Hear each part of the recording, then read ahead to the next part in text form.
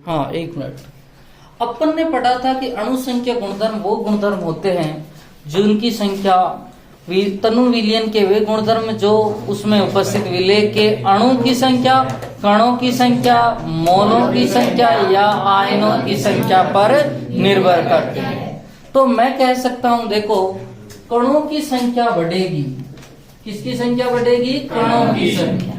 ठीक है। या संख्या किसकी बढ़ जावे? मोलों की। या किसकी बढ़ जावे? आयनों की। या किसकी बढ़ जावे? अणुओं की। जब इनकी संख्या बढ़ेगी तो अणु संख्या गुणधर्म भी बढ़ता है। कौन सा गुणधर्म बढ़ता है? अणु संख्या गुणधर्म भी बढ़ता है। आपको पता है कि सर 4 प्रकार के अणु संख्या गुणधर्म है। पहला है RLVP, relative lower vapour pressure, अर्थात मैं कह सकता हूँ वाष्प दाब में आपेक्षिक अवनमन। एक होता है क्वथनांक में उन्नयन। ठीक है। एक होता है हिमांक में अवनमन। हिमांक में अवनमन। एक होता है परासरण दाब। चौथा कौन सा होता है? परासरण दाब। ठीक है। ये चारों ही अपन बताए। जब भी कणों की संख्या बढ़ेगी, मोलों की संख्या बढ़ेगी या आयनों की संख्या बढ़ेगी तो अणु संख्या गुणधर्म भी बढ़ता। ठीक है। और अणु संख्या गुणधर्म बढ़ता है अर्थात RLVP भी बढ़ता है, क्वथनांक में उन्नयन बढ़ता है, हिमांक में अवनमन बढ़ता है और परासरण दाब बढ़ता है। पर 2 चीजें जो होती है वो घटती है। वाष्प दाब में आपेक्षिक अवनमन बढ़ता है परंतु वाष्प दाब घटता है। वाष्प दाब क्या होता है? घटता है।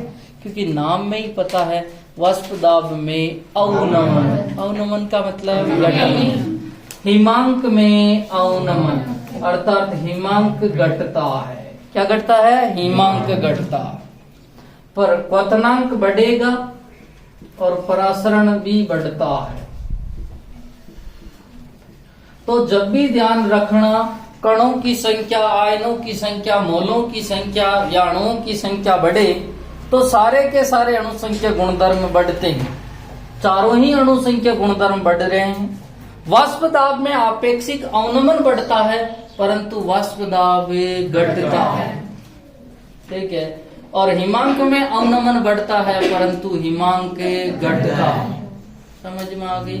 अब देखो, मुझे एक बात बताना, एक शुद्ध विलायक जिसका टेम्परेचर 0 डिग्री सेंटीग्रेड और एक विलियन है और जिसका टेम्परेचर -3 डिग्री सेंटीग्रेड, तो इनके बीच का अंतर कितना है? 3। और एक वही विलायक जिसका 0 डिग्री है और विलियन है उसका 4 डिग्री है माइनस, तो किस में ज्यादा अंतर है? अरे भाई यहाँ है, कितना अंतर आएगा? 4। तो हिमांक में अवनमन कहाँ ज्यादा है भैया? 4 वाला। भाई हिमांक में डिफरेंस जो अवनमन है वो कहाँ ज्यादा है? यहाँ। तो हिमांक किसका कम है? -4 का। और इसीलिए मैंने लिखा है हिमांक में अवनमन तो बढ़ेगा पर हिमांक क्या होगा? घटेगा। और जितना ज्यादा घटेगा उतना ही हिमांक में अवनमन बढ़ेगा। यहाँ मैं जो है 0 डिग्री और यहाँ 6 डिग्री कर दूं तो सर आप कहेंगे कि हिमांक में अवनमन 6 है पर हिमांक कितने डिग्री है? -6। तो हिमांक में अवनमन बढ़ रहा है पर हिमांक क्या हो रहा है? घट रहा है। समझ में आ गई? ठीक है। ये उतारो जल्दी से, फिर पहला क्वेश्चन स्टार्ट करते हैं।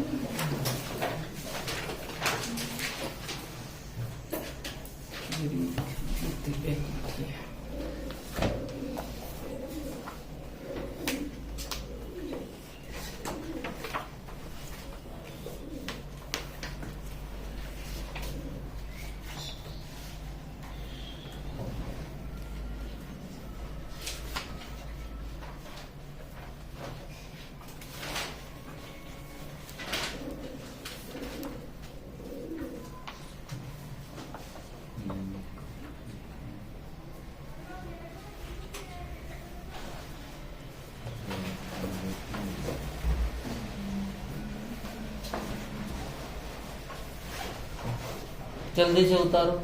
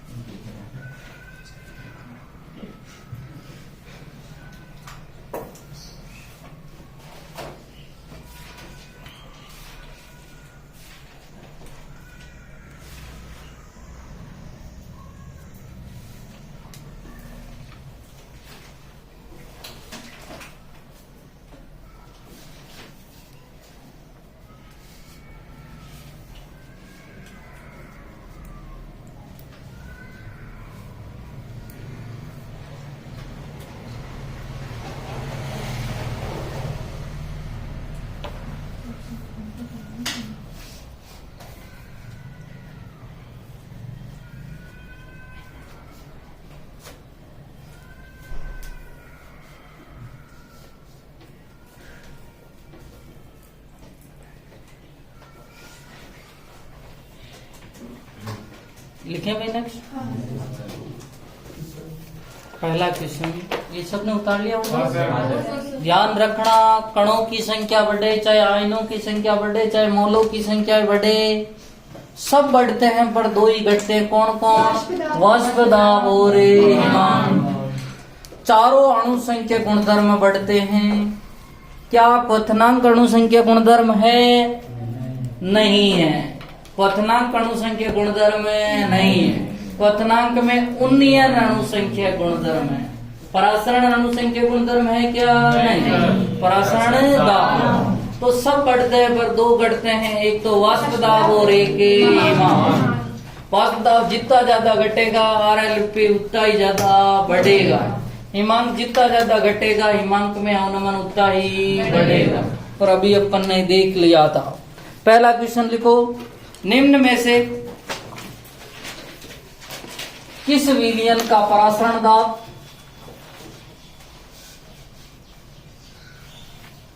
निम्न में से किस विलयन का परासरण दाब सर्वाधिक होगा?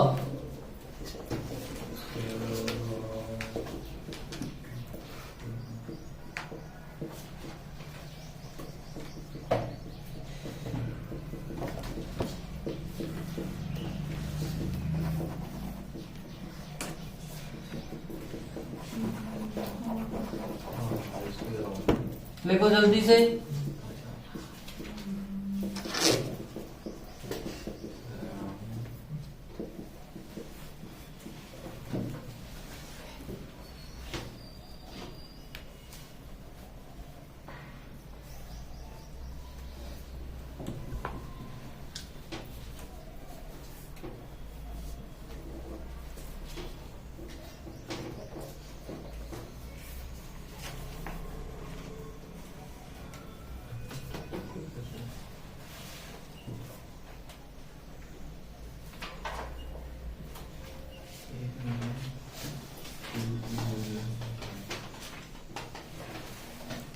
लेकिन देखो क्वेश्चन समझना, याद रखना तीन, एक तो ग्लूकोज, एक यूरिया, एक प्रोटीन और एक सुक्रोज, ये कभी टूटते नहीं है। अपनी कॉपी के ऊपर लिख देना, ये कभी टूटते नहीं है, अर्थात ये होते हैं अनआयनित। क्या होते हैं? अनआयनित, मतलब आयनों में विभाजित नहीं होते। चाहे ग्लूकोज हो, चाहे आपका फ्रक्टोज हो, चाहे यूरिया हो, चाहे प्रोटीन हो, चाहे सुक्रोज हो, ये कभी टूटते नहीं।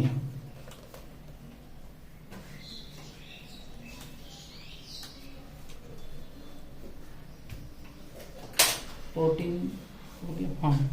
अब देखो, जब ग्लूकोज टूटता नहीं है तो कितने कण बनेंगे भैया? एक। यूरिया टूटता नहीं है तो कितने कण बनेंगे? एक। NaCl आपको पता टूटता है किसमें? Na+Cl-। तो कितने कण बन गए? दो। आपको, आप में से किसी को फिटकरी का सूत्र याद है क्या? नहीं। K2SO4 Al2 3.24H2 यही होता है। ये टूटता है 2K plus SO4 minus 2Al plus 3 और 3SO4 माइनस 2 प्लस 24H2। देखो दो कण तो ये बन गए, एक कण ये, दो रे कितने हो गए 3, ठीक 3 तो यहाँ हो गए, 2 और 3 कितने हो गए 5, कण कितने बन गए टोटल 8। तो कणों की संख्या बढ़ती है तो परासरण दाब भी बढ़ता है। तो सबसे ज्यादा परासरण दाब किसका होगा, फिटक। समझ में आ गए, लिखो जल्दी से।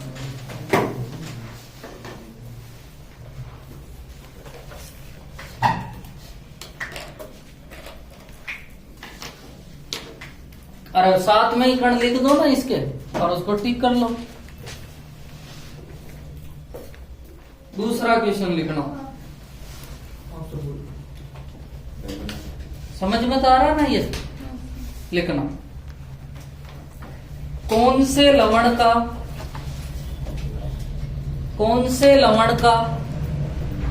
1m विलियन,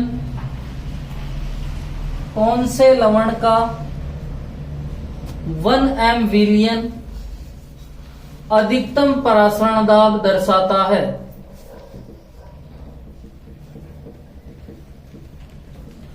कौन से लवण का 1m विलियन अधिकतम परासरण दाब दर्शाता है? अब जब भी ऐसा आ जावे तो मैं सीधा कणों पे चला जाऊं, क्योंकि सबकी जो है सांद्रता समान है। वो कितनी है 1m। इसको तोड़ो, देखो कण किसके सबसे ज्यादा दिखते हैं। AgNO तरीके से टूटता है Ag प्लस और NO3 माइनस, कितने कण हो गए 2। Na2SO4 टूटता है 2Na प्लस SO4 माइनस 2, कितने कण हो गए 3।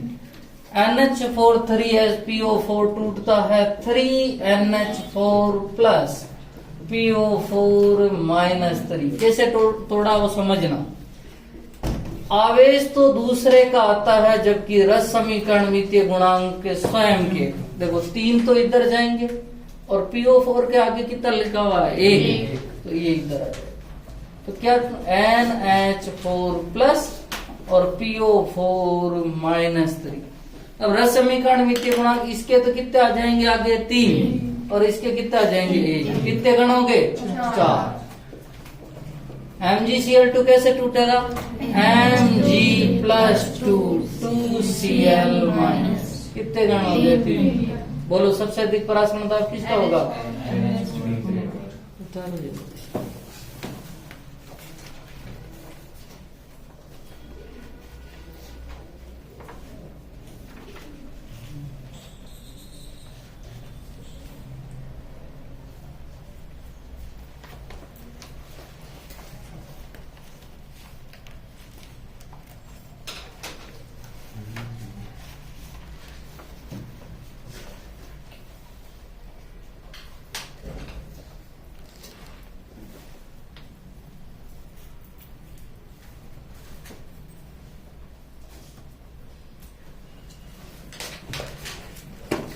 नेक्स्ट लिखना।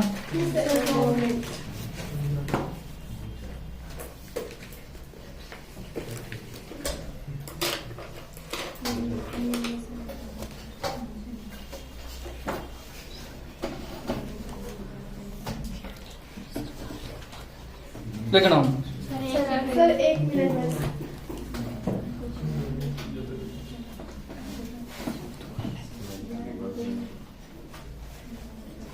देखो किस विलयन का वाष्प दाब निम्नतम होगा, किस विलयन का वाष्प दाब निम्नतम होगा,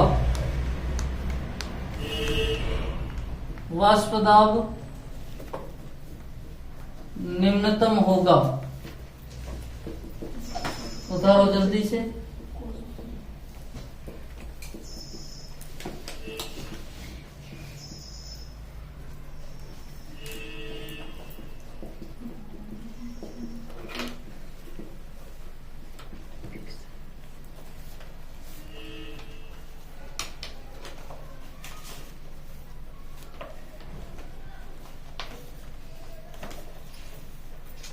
किस विलयन का वाष्प दाब निम्नतम होगा। अब देखो उसने क्या पूछा है भैया, वाष्प दाब निम्नतम, और आपको पता है कणों की संख्या बढ़ती है तो वाष्प दाब क्या होता है, घटता। अरे घटता है, देखो उधर कणों की संख्या बढ़ती है तो दो ही चीजें घटती है, एक तो वाष्प दाब और एक ईमान। तो जितने ज्यादा कणों की संख्या बढ़ेगी उतना ही वाष्प दाब क्या होगा, घटेगा। और कणों की संख्या देख ले, BaCl2 कैसे टूटता है, Ba+2 2Cl-। कण कितने हो जाएंगे, 3। यूरिया में कण कितने होते हैं, 8, क्योंकि ये टूटता नहीं है। Na2SO4 टूटता है 2Na+SO4 -2, कण कितने हो गए, 3।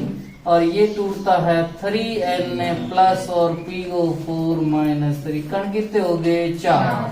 बोलो सबसे ज्यादा कणों की संख्या किस में है, Na। और कणों की संख्या सबसे ज्यादा होगी तो वाष्प दाब उसका कम होगा।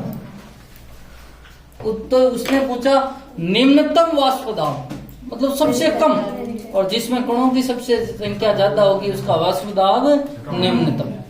लिखो नेक्स्ट, लिखो जल्दी से।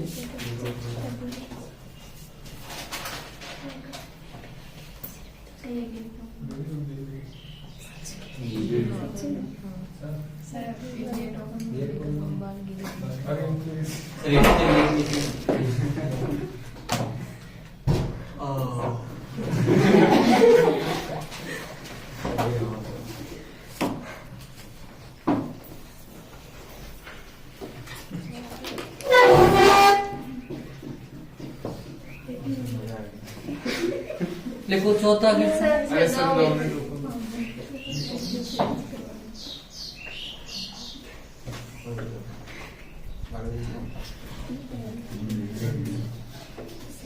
लिखो 0.1 m NaCl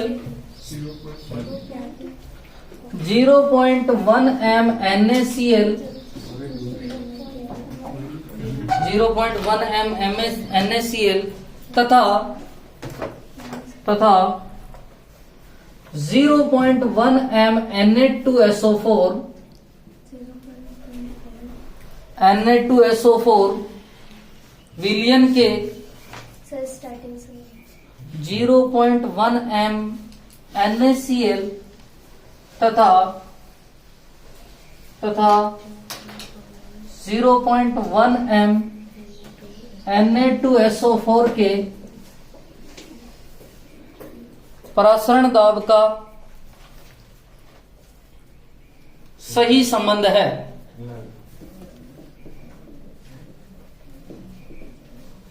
परासरण दाब का सही संबंध है।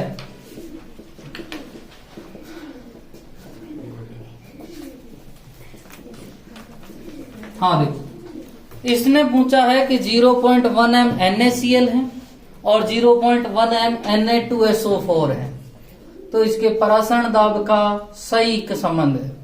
आपको खुद को पता है कि परासरण दाब जो होता है वो होता है अपने, एक तो 0.1 m NaCl है और एक क्या है भैया 0.1 m Na2SO4। इधर समझो, आपको पता है परासरण दाब बराबर होता है पाई बराबर ICRT, और इसका भी क्या होगा ICRT। RT से RT कैंसिल, ठीक है। आपको पता है सांद्रता दोनों की क्या दे रखी है, समान। इसकी भी 0.1 m और इसकी भी 0.1 है, तो परासरण दाब किससे संबंध रखेगा, I से। और I ने कहा कि मेरा फॉर्मूला होता है I बराबर 1 + n-1 अल्फा, मतलब जिसका n का मान ज्यादा अर्थात कणों की संख्या ज्यादा उसका परासरण दाब भी क्या होगा, ज्यादा, क्योंकि I का मान ज्यादा होगा तो पाई भी क्या होगा, ज्यादा। और इसीलिए सीधा अपन देखते हैं कि सर इसके कणों की संख्या NaCl टूटता है और NaCl टूटता है Na+ और Cl-, और कणों की संख्या कितनी होती है, 2। Na2SO4 टूटता है 2Na प्लस और SO4 माइनस 2, कणों की संख्या 3। इसको पाई 1 माना है और इसको पाई 2। किसका मान ज्यादा है? पाई 2। उतार लो आंसर।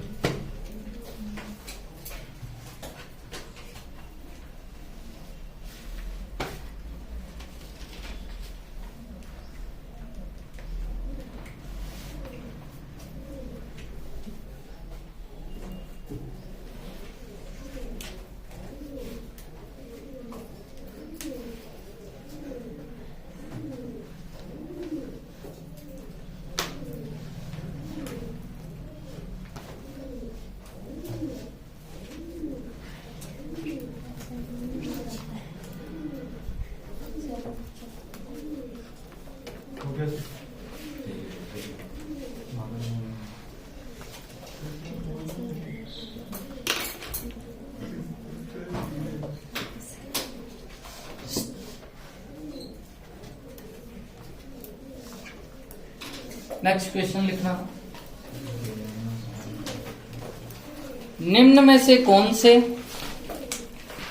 क्वेश्चन लिखो, निम्न में से कौन से 0.1 m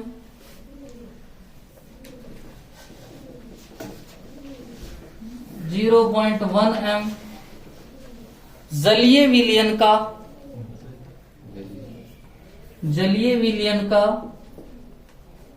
हिमांक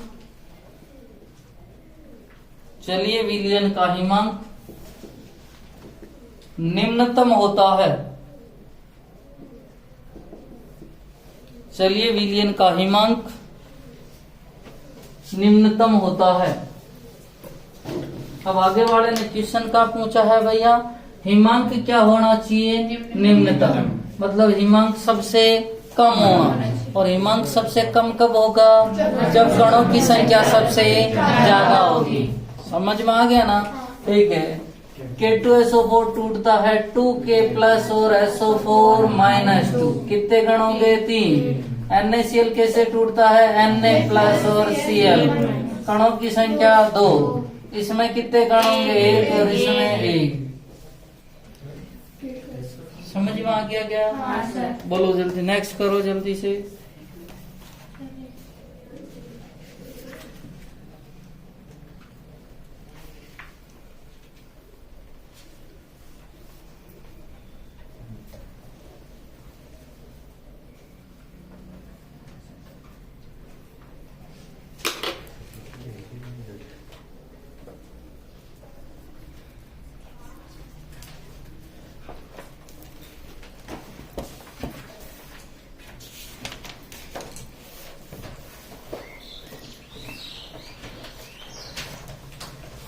देखो, किस विलयन का हिमांक अधिकतम होता है? किस विलयन का हिमांक अधिकतम होता है? पहला 1 molar NaCl, 1 molar KCl, 1 molar calcium chloride और 1 मोलर ग्लूकोज।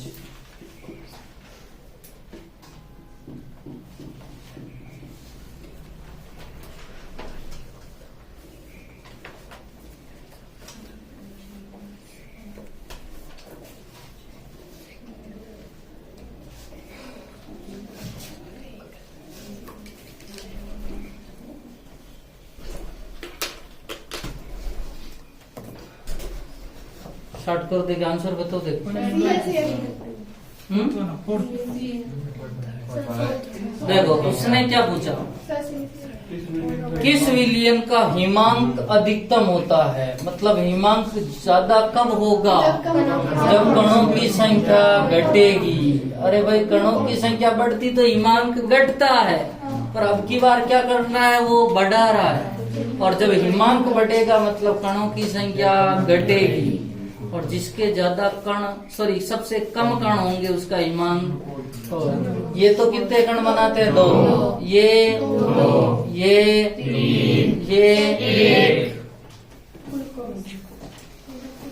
भाषा को पढ़ो, उल्टा कर रहा है वो।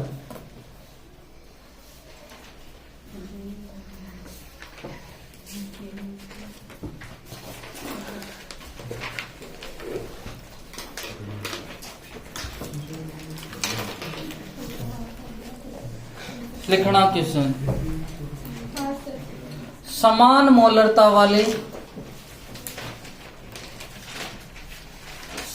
मोलरता वाले विलियनों में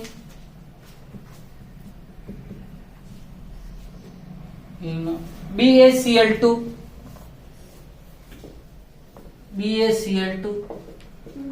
NaCl व ग्लूकोज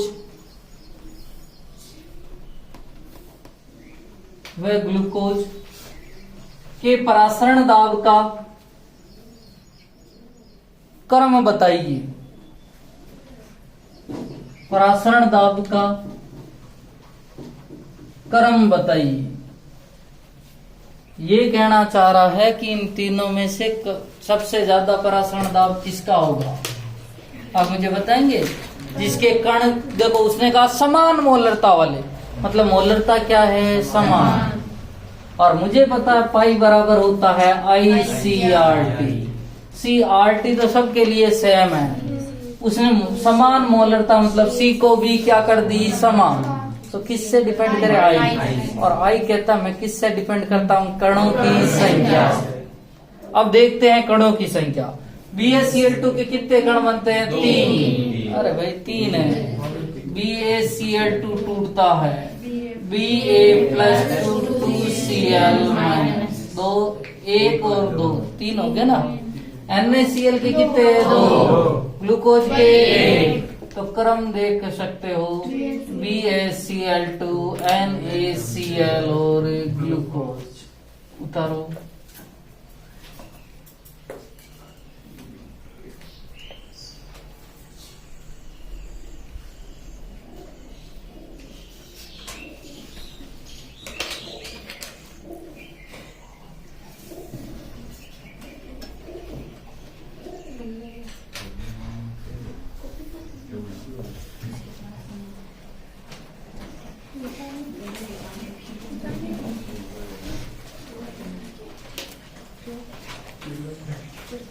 नेक्स्ट करें। लिखो निम्न जलीय विलयन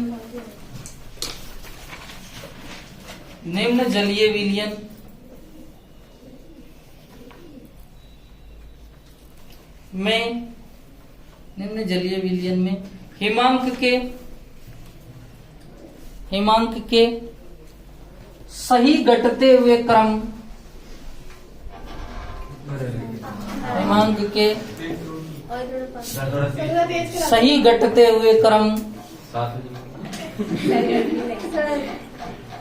सही घटते हुए क्रम,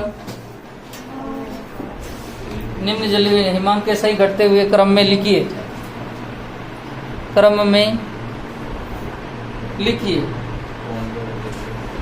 एक तो है मेरे पास में 0.1 m Na2SO4, एक है मेरे पास में 0.2 m KCl और एक है मेरे पास में 0.2 m BaCl2।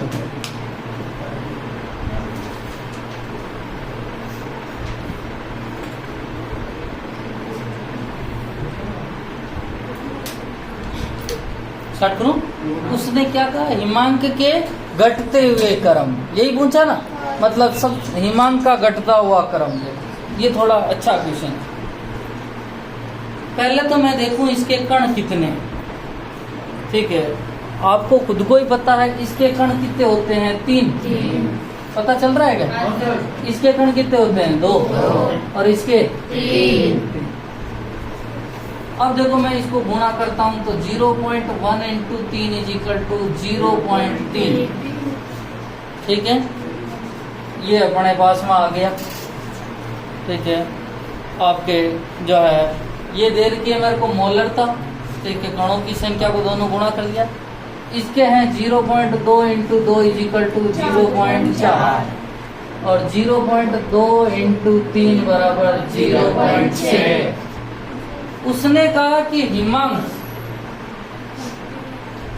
ठीक है, अब देखो, और कणों की संख्या बढ़ेगी तो हिमांक क्या होगा, घटेगा। कणों की संख्या सबसे ज्यादा किस में है, 0.6 में, तो हिमांक सबसे कम किसका है, इसका, फिर किसका होगा, इसका, तो क्रम यही हो गया भाई। जिसमें कण सबसे कम है उसका हिमांक सबसे ज्यादा, कण सबसे कम इसी में है तो हिमांक सबसे ज्यादा इसका होगा। समझ में आ गया क्या? नेक्स्ट क्वेश्चन लिखना।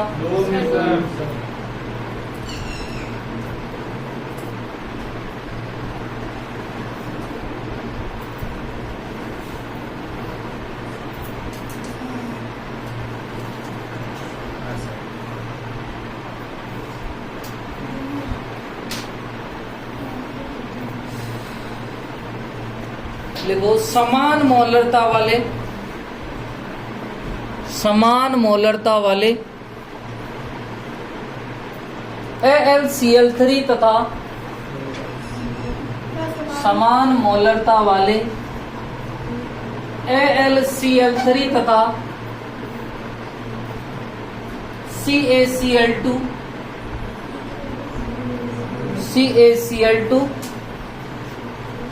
के क्वथनांक का सही क्रम क्या होगा?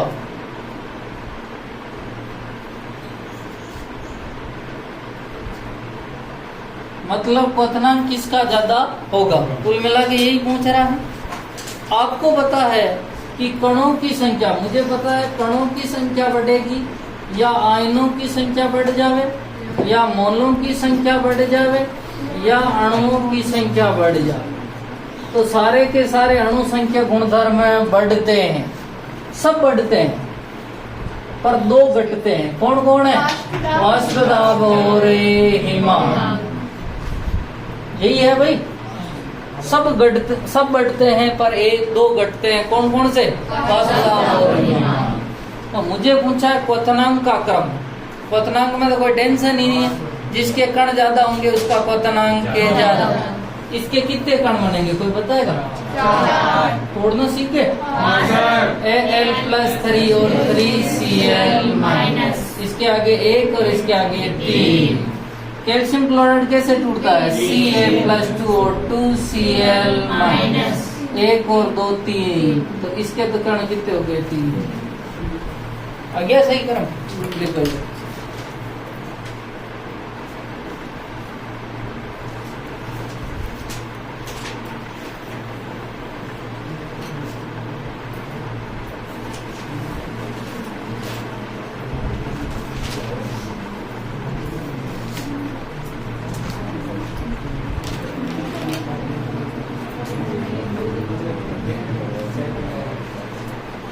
लिखना।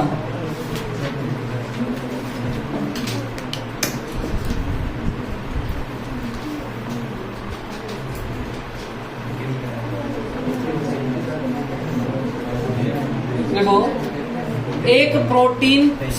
एक विलियन के एक विलियन के 200 ml में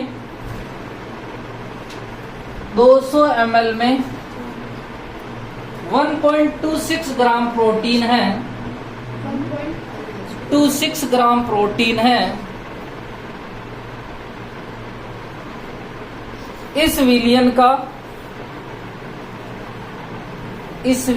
का 300 केल्विन पर परासरण दाब 300 केल्विन पर परासरण दाब 2.57 इंटू 10⁻³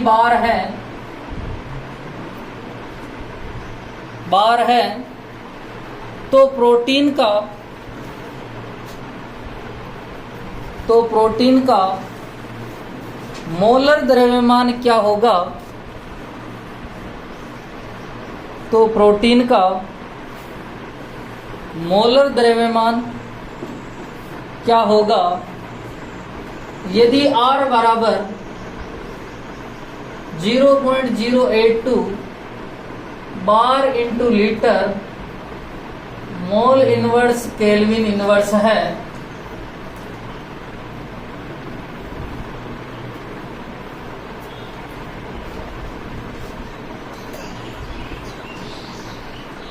मोल इनवर्स केल्विन इनवर्स है।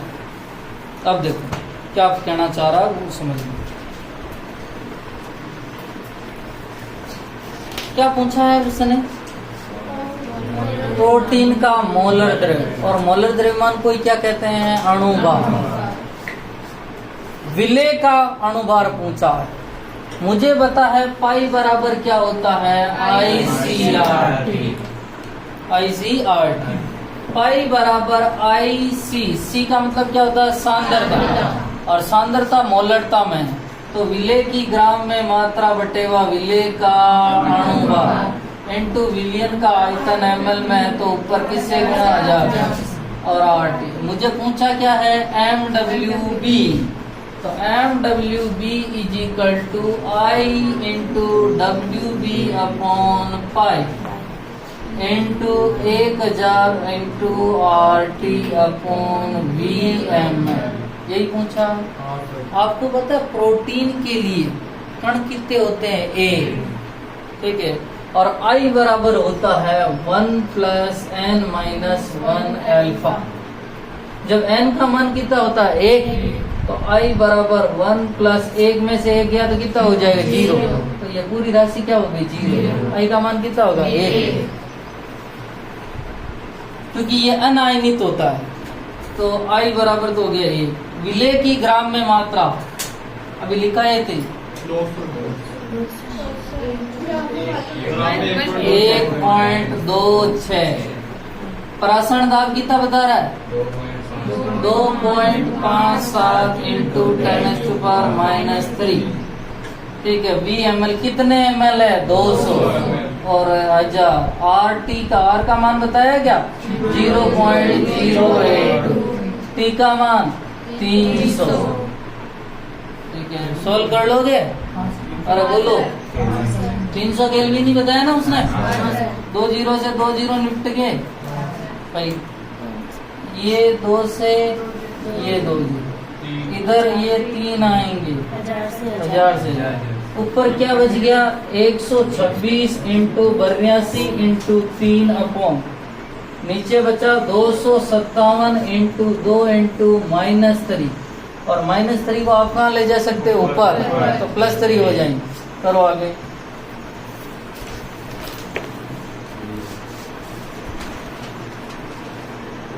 ये क्वेश्चन पिछले साल के, उससे पिछले साल का।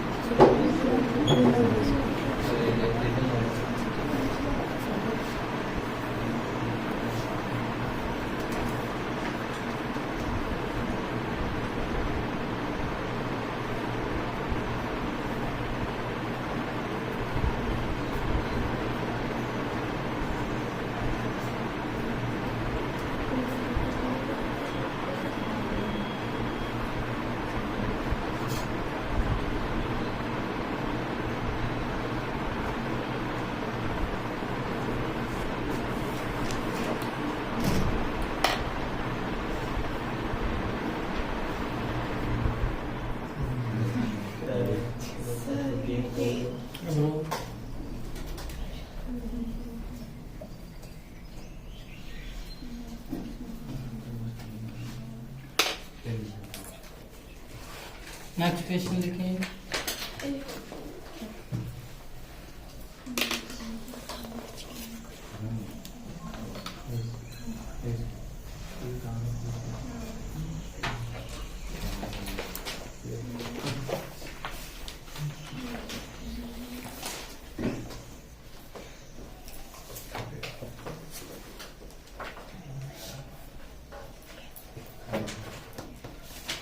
लिखो।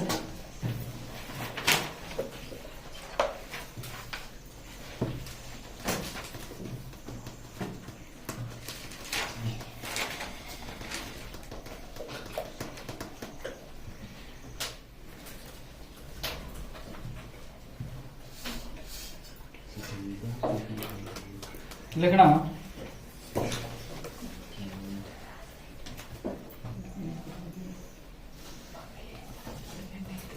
KNO3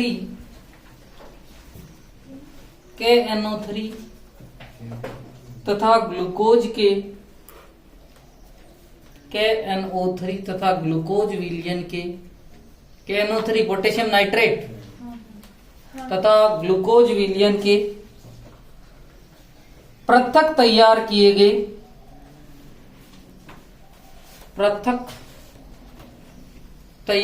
गए विलयन की मोलरता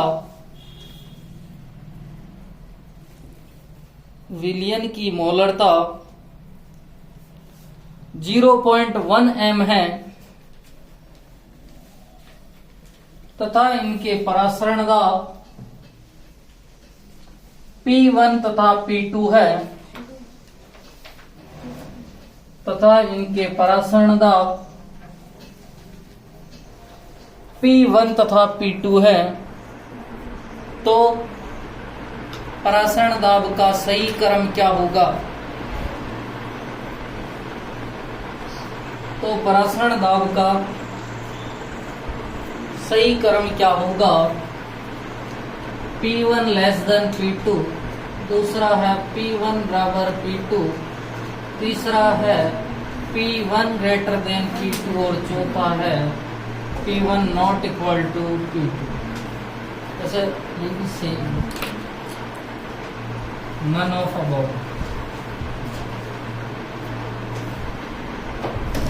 इनमें से कोई नहीं,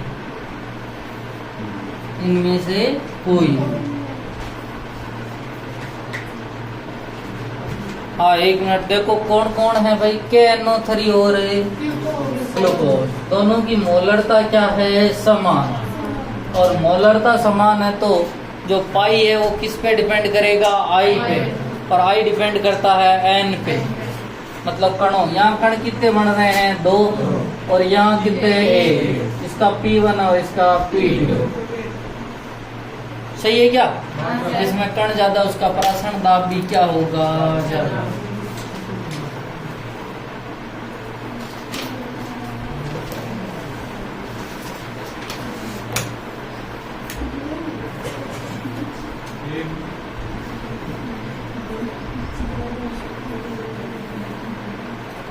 नेक्स्ट क्वेश्चन लिखते हैं, लिखो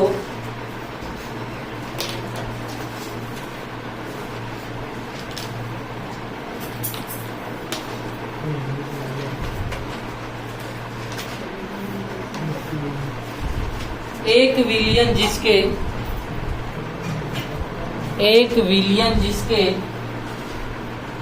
1 लीटर में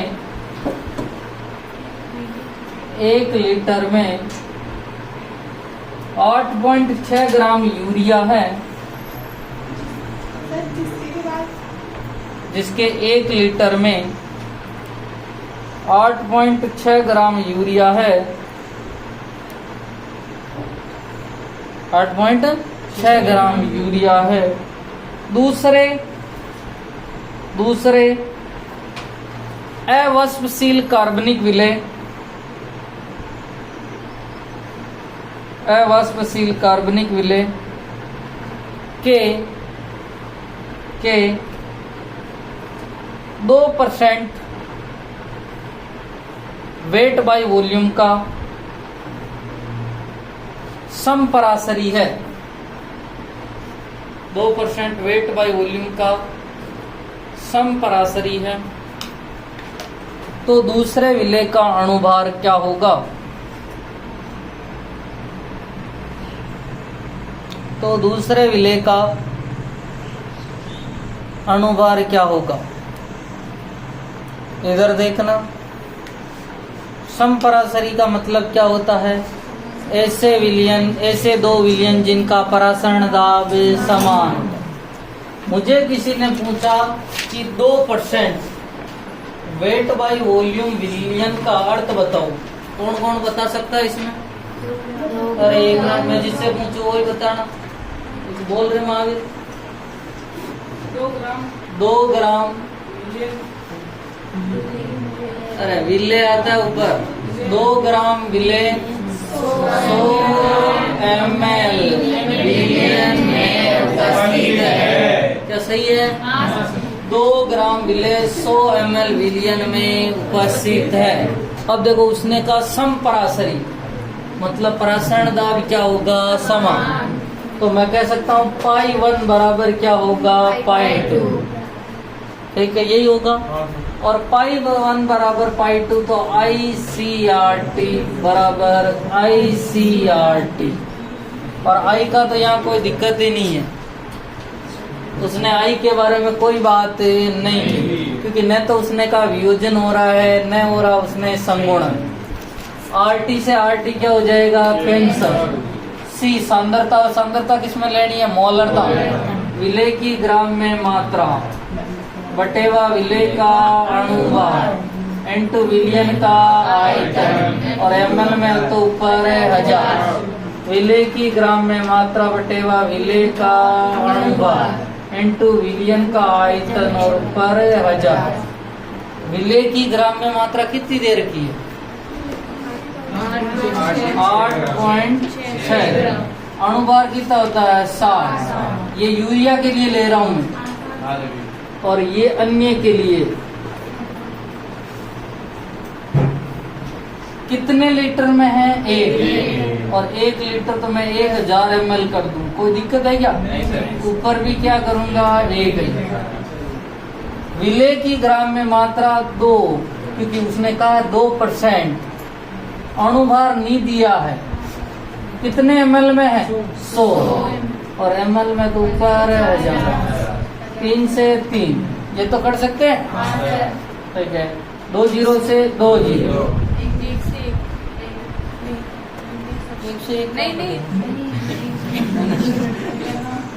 ऊपर तो बच गया 8.6, नीचे क्या बच गया? 7।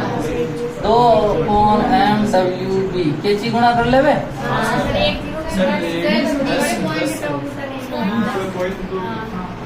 ठीक है। हाँ, अब देखो, तो मैं कह सकता हूँ MWb इनटू 8.6। सही है क्या? 60 इंटू 20। अब इस 8.6 को नीचे लियूं क्या? यही आएगा। इससे आप निकाल लोगे? लिखो, अब करो जल्दी से।